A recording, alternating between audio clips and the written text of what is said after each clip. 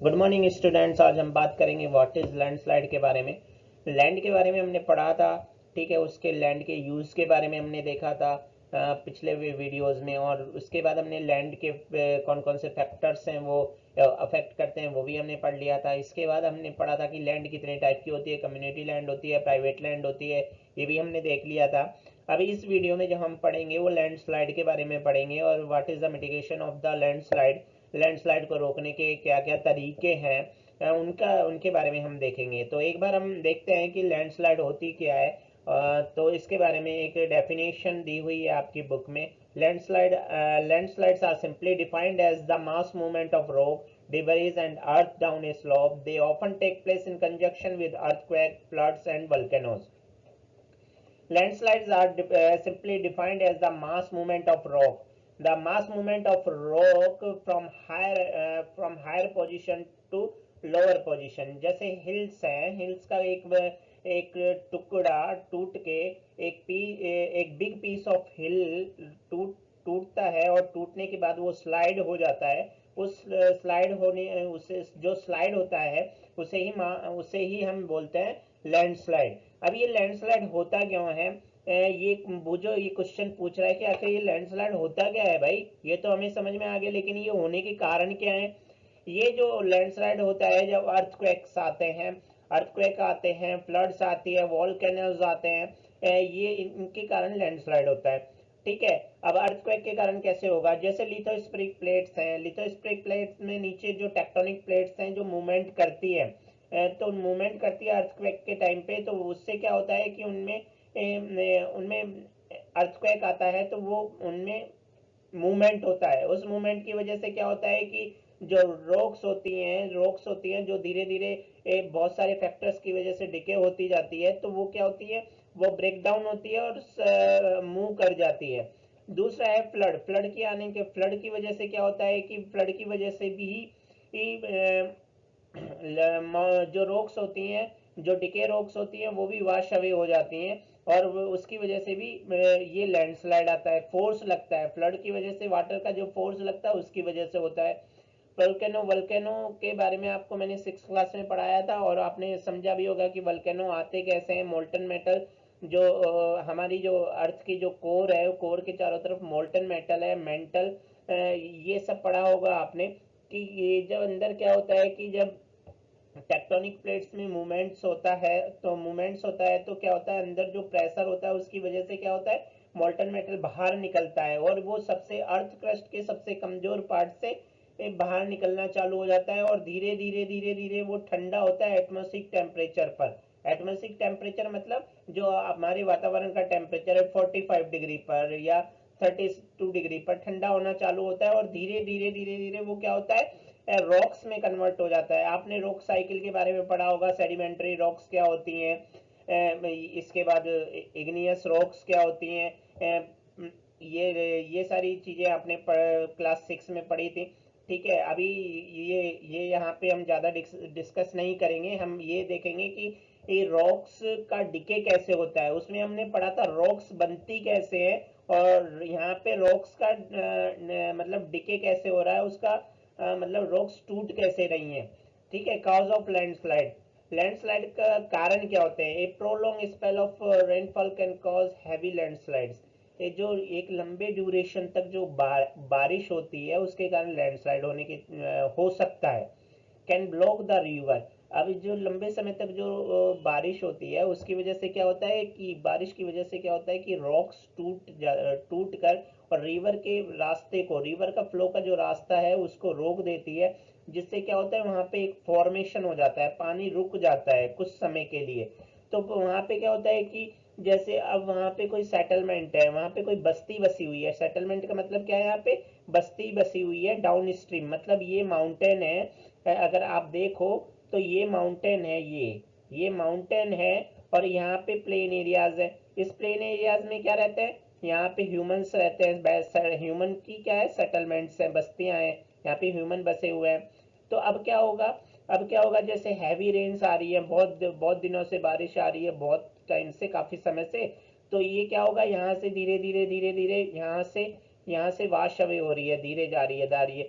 अब यहाँ पे कहीं पे ये सेटलमेंट्स बसी हुई हैं, ठीक है ना, ये सारे घर बने हुए हैं इस तरीके से, इन घरों में ये लोग रहते हैं। तो ये क्या होगा, यहाँ से धीरे से जब ये यहाँ पर क्या हुआ, अभी मैं थोड़ा सा समझाता हूँ। मान लो माउंटेन का ये हिस्सा यहाँ पर है, इस तरीके से यहाँ पे पानी, यहाँ पे यहाँ पे क्या हुआ, रिवर फ्लो जा रहा था, रिवर का फ्लो जा रहा था इस तरीके से, ये रिवर जा रही थी, ठीक है।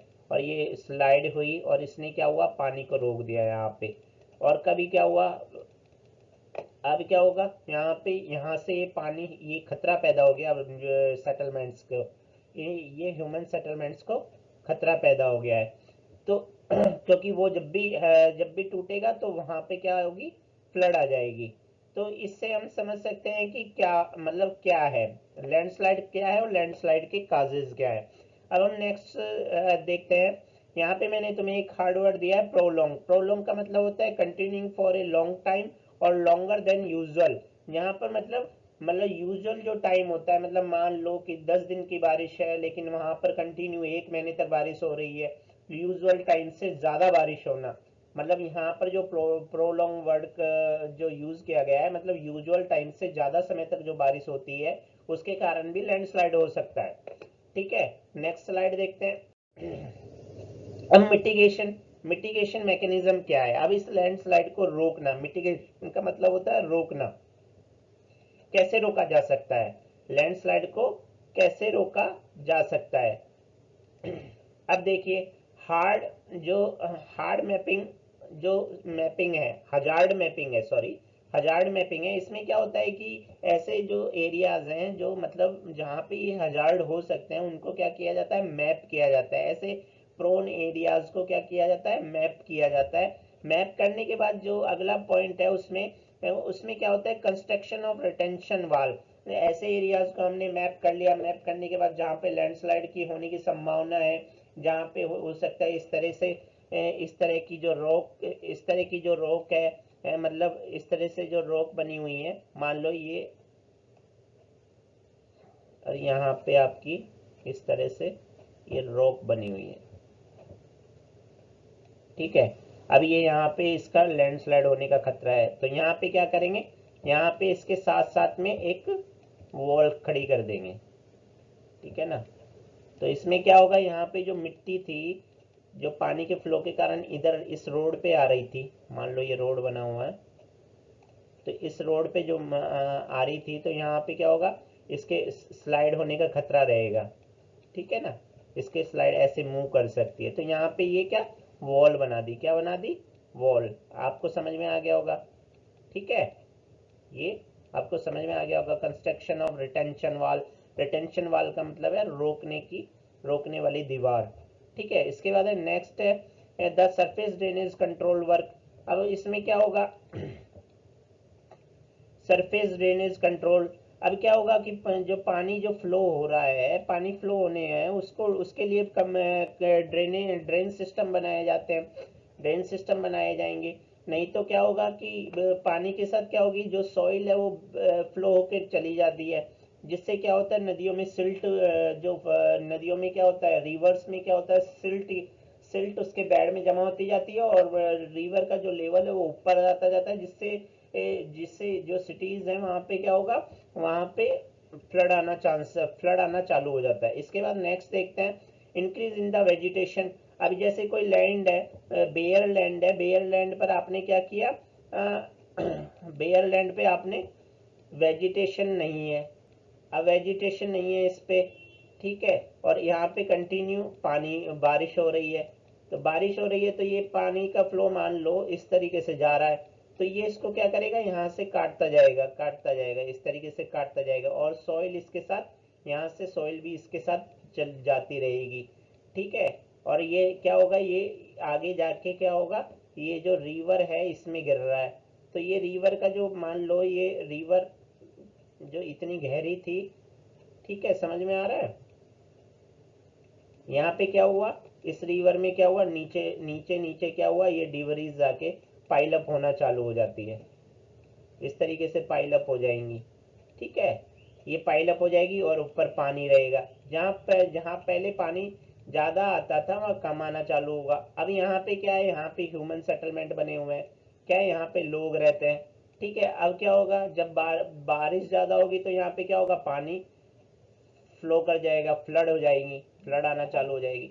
तो ये है, तो सरफेस जो ड्रेनेज सिस्टम है, इनको अगर यहाँ पे वेजिटेशन लगा देंगे, इस तरीके से मान लो आपने वेजिटेशन लगा दिया, मान लो मैं समझाता हूँ आपको, इस तरीके से आपने यहाँ पे वेजिटेशन लगा दी, यहाँ पे सॉरी, यहाँ पे आपने वेजिटेशन लगा दी इस पूरी लैंड पे, तो क्या होगा, ये क्या करेगी, ये बाउंड कर लेगी सॉइल को, यहाँ पे क्या कर लेगी, बाउंड कर लेगी। तो सॉइल क्या होगा, सॉइल इसके साथ फ्लो नहीं करेगी, किसके साथ, वाटर के साथ सॉइल फ्लो नहीं करेगी। फ्लो नहीं करेगी तो रिवर बेड में क्या होगा, ये रिवर बेड में पाइल अप नहीं होंगे, ये पाइल अप नहीं होंगे तो क्या होगा, पानी फ्लो आराम से हो जाएगा, और नीचे की जो बस्तियां हैं यहाँ पे क्या होगा, यहाँ पे फ्लड नहीं आएगी या लैंडस्लाइड होने का खतरा भी नहीं बनेगा।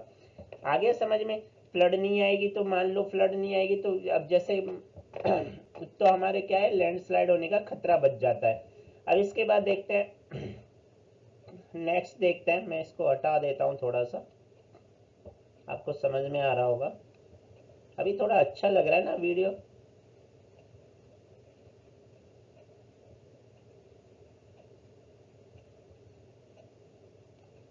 चलो नेक्स्ट देखते हैं, मिटिगेशन मैकेनिज्म को देखते हैं कि अब वो जो पूछ रहा है कि बस समझ में आ गया लैंडस्लाइड क्या होती है, उसके कारण क्या होते हैं, उसकी मतलब रोकने की मिटिगेशन की टेक्निक्स क्या क्या है, ये समझ में आ गया। अब मिटिगेशन मैकेनिज्म को समझते हैं कि मिटिगेशन में टेक्निक, लैंडस्लाइड की जो मिटिगेशन टेक्निक्स हैं वो क्या है, कौन कौन से फैक्टर हैं लैंडस्लाइड के कारण क्या है, और उनको कैसे मैनेज किया जाता है। ठीक है, अब पहला है hazard mapping, locate areas prone to landslide. अब हमने पिछले फिगर में देखा था कि सबसे पहले क्या आ रहा था, हजार्ड मैपिंग की जा रही थी, किसकी मैपिंग की जा रही थी, locate areas prone to landslide, जो लैंडस्लाइड के लिए जो प्रोन एरियाज हैं उनको लोकेट करना है। क्या करना है, उनको पहले लोकेट कर लेना है कि भाई ये एरियाज हैं यहाँ पे लैंडस्लाइड हो सकता है, तो उनको इनकी हजार्ड को मैपिंग कर लिया। किस लिए मैपिंग कर लिया भाई, वो जो कह रहा है क्यों जरूरत है इस सब के करने की, अवॉइडेड फॉर बिल्डिंग सेटलमेंट, कि वहां पे किसी भी तरह की बस्ती ना बसे। ठीक है ना, ऐसे एरियाज को हमने क्या कर लिया, ऐसे एरियाज को हमने मैपिंग कर ली है कि भाई यहाँ इन बस्ती, यहाँ इस एरियाज में बस्ती को नहीं बनने देना है, सेटलमेंट को नहीं होने देना है। इसके बाद बूजो कह रहा है और क्या है, तो बूजो कह रहा है कि construction of retention wall to stop land from sleeping. अब क्या हुआ, अब बूजो, अब दूसरा जो है, दूसरा पॉइंट था हमारा construction of retention wall, retention wall का कंस्ट्रक्शन करना। मैंने बताया था कि जैसे ये है रोग, तो यहाँ पे हमने क्या किया, यहाँ पे हमने इसके साथ साथ रिटेंशन वाल बना दी। तो रिटेंशन वाल बन गई तो क्या हुआ, इतनी ऊंची हमने रिटेंशन वाल बना दी, तो अब क्या होगा, ये यहाँ इस और यहाँ पे स्लिप नहीं करेगी। अब यहाँ पे क्या होगा, यहाँ पे ह्यूमन बस्तियां बसी हुई हैं यहाँ पे, ठीक है ना, ठीक है, यहाँ पे ये बस्तियां बसी हुई हैं, तो ये हो जाएगी कंस्ट्रक्शन रिटेंशन वाल से, ताकि ये लैंड स्लोप ना हो। ठीक है, नेक्स्ट देखते हैं, increase in the vegetation cover in an effective way to arrest landslide, और लैंडस्लाइड को अरेस्ट करने का सबसे इफेक्टिव वे क्या है, वेजिटेशन को इंक्रीज करो। आपको बताएं कि चाइना में जो बेयर लैंड है, मतलब जो खाली लैंड है, वहां पे 1 इंच भी खाली लैंड नहीं है, वहां पे उन्होंने पूरी लैंड पर क्या किया है, वेजिटेशन को, वेजिटेशन, वहाँ की पूरी बेयर लैंड पर वेजिटेशन है। उसका कारण क्या है, इससे सॉइल बाइंडिंग होती है, लैंडस्लाइड वगैरह की जो भी है चीजें खतरा नहीं होता है, और हमारी सोशल फॉरेस्ट्री भी हो जाती है, उससे बहुत सारे बेनिफिट हैं। अब टॉपिक बहुत लंबा है, इसलिए इस विषय में कभी मैं अलग से चैप्टर बनाऊंगा कि फॉरेस्ट्री होती क्या है और इन सब चीजों का क्या बेनिफिट है। Next, the surface drainage control work to control the movement of landslide, जो along with rain water and spring flow. देखो मैं समझा रहा था पिछली उस स्लाइड में कि जो रेन वाटर है या स्प्रिंग फ्लो है, उसके साथ जो लैंडस्लाइड होने का, लैंडस्लाइड का जो मूवमेंट है उसको कंट्रोल करने के लिए, कंट्रोल करने के लिए सरफेस पर ड्रेनेज सिस्टम बनाया जाना चाहिए। ये नहीं कि पानी कहीं से भी निकल गया, वहीं से वो सॉइल काटना चालू कर देता है और अपने साथ ले जाता है। ये आपको मिटिगेशन मैकेनिज्म और ये आपको समझ में आ गया होगा। ठीक है, अब देखते हैं कंजर्वेशन ऑफ लैंड रिसोर्सेज। अब लैंड रिसोर्सेज का कंजर्वेशन कैसे कर सकते हैं। ठीक है, अफोरेस्टेशन। अफोरेस्टेशन का मतलब तो आपको पता ही होगा, एक डिफोरेस्टेशन होता है, एक अफोरेस्टेशन। तो अफोरेस्टेशन का मतलब होता है वनीकरण करना, मतलब ज्यादा से ज्यादा फॉरेस्ट लगाना। लैंड रिक्लेमेशन मतलब लैंड में सुधार करना। कैसे कर सकते हैं अफोरेस्टेशन, मतलब ज्यादा से ज्यादा पेड़ लगाएंगे तो क्या होगा, पेड़ लगाने से क्या होगा, पानी जो बारिश का पानी है वो सॉइल को लेके सॉइल को लेके फ्लो नहीं करेगा।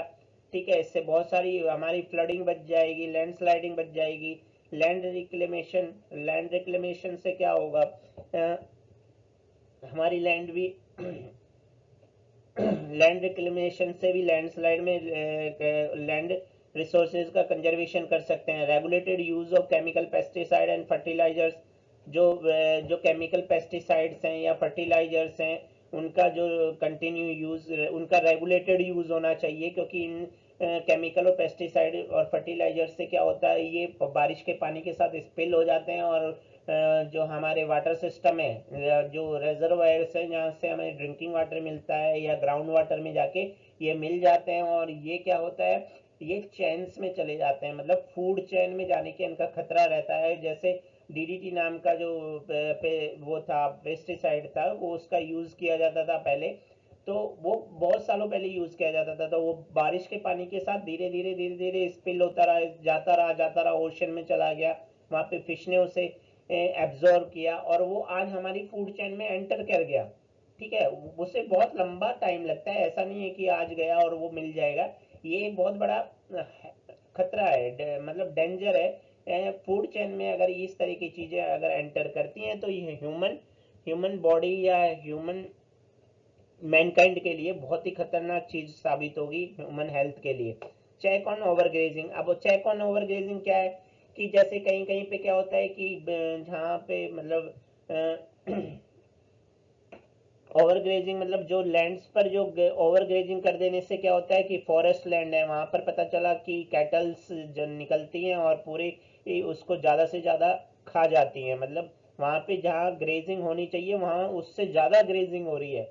तो इससे क्या होगा कि लैंड की जो वो है क्वालिटी उसमें वो खराब होगी और सॉइल का डिग्रेडेशन होगा, पानी के साथ सॉइल बहना चालू हो जाएगी।